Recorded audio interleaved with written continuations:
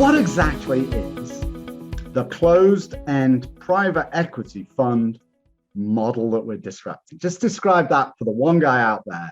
Great question. So probably at some point in the 90s, the institutional world started trying to figure out ways of investing large sums of capital into real estate managers.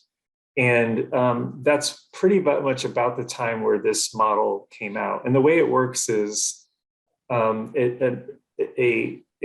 real estate fund manager would aggregate a pool from institutional investors. And it's really a 10 to 12 year, maybe 9 to 12 year time horizon. The first year is spent raising the capital. And you can do some investing while you're at it. And then typically the fund manager has 3 years to invest the capital. They have 4 years to create the value.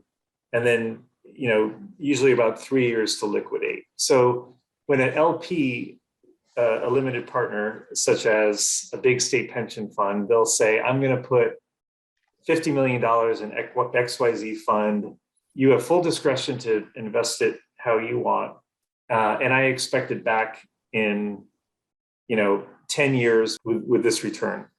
That's basically, and it's closed end rather than open end. Open-ended means it doesn't really have a timeline. Typically investors can go in and out. It's often difficult to go out, but there's not a very closed end format to it, unlike an open-ended format. Okay, and it also has a cap on they decide how much is going to be raised to the fund. Right. There's a time period during which and once that finishes, now they're into the completing the full life cycle of the fund. It goes full life throughout that 9-10 years, whatever it is. That's right. Yeah, they usually, in the offering documents, they'll say, our target raise is X.